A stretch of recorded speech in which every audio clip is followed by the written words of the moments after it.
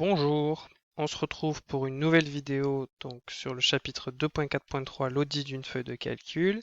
Et cette fois, on va voir donc comment sécuriser une cellule, une feuille ou même un fichier entier.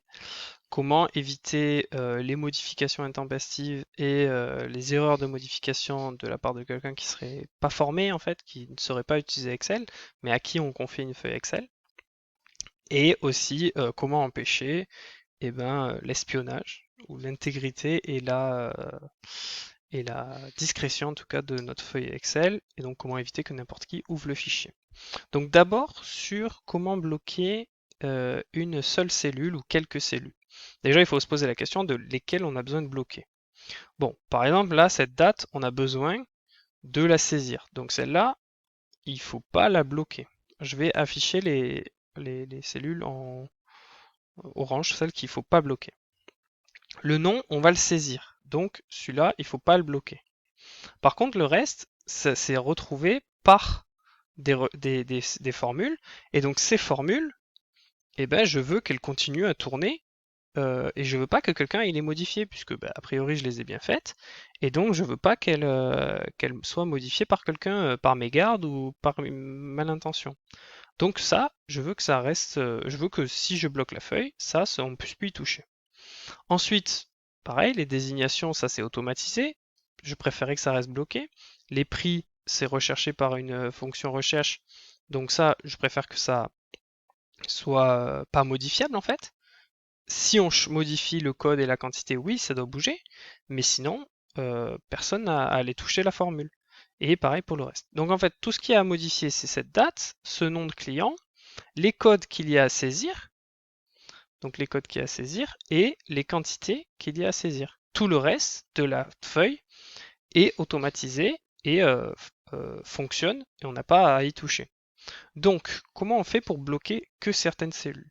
Excel va bloquer, si on lui dit de bloquer une feuille, il bloque toute la feuille. Il faut d'abord lui dire quelle cellule on ne veut pas qu'il bloque, puis bloquer la feuille. Donc, comment ça fonctionne? On clique sur la cellule, clic droit, on va dans format de cellule, ensuite on va dans protection, et une fois qu'on est dans protection, on déverrouille la case verrouillée. On décoche la case verrouillée.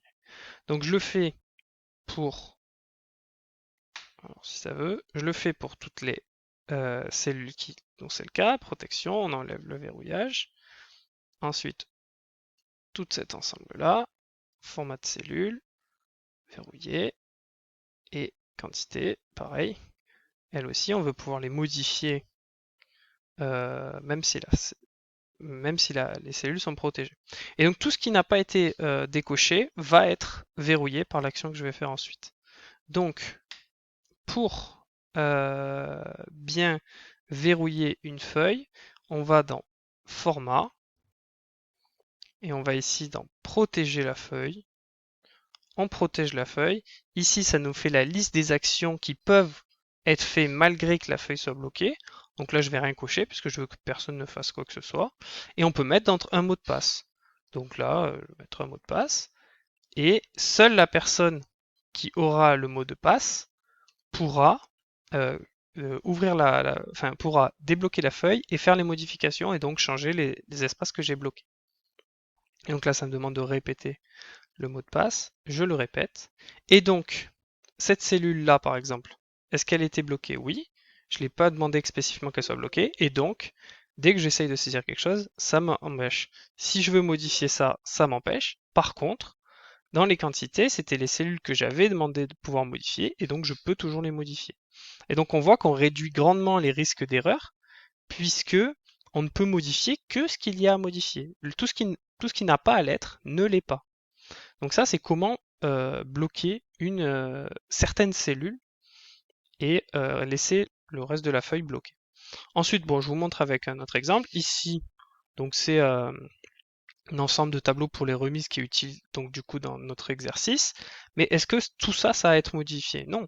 Donc ici, format, protéger la feuille, on remet un code, ok, on remet le code,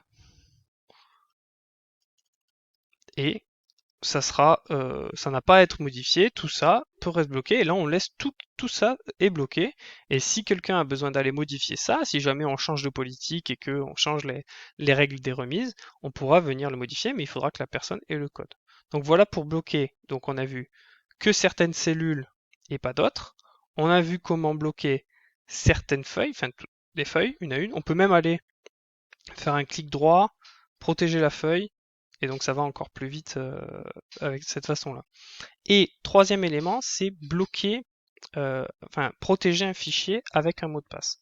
Cette fois, on va dans Fichier, on va dans Protéger le classeur ici, et on va dans Chiffrer avec mot de passe.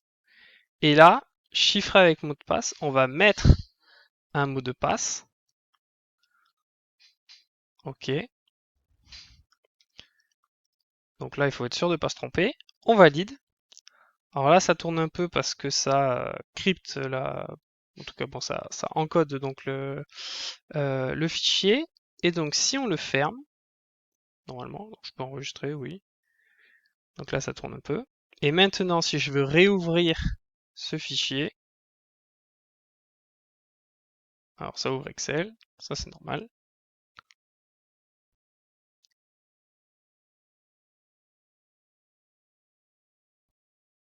Pas normal que ce soit si long, mais ça va arriver. Et ça ne m'ouvre pas tout de suite le fichier. Il faut que je saisisse un mot de passe. Donc, ça permet donc de protéger des regards indiscrets, de l'espionnage, certaines de nos feuilles Excel. Donc voilà pour la protection des cellules, des feuilles et du fichier entier sur Excel.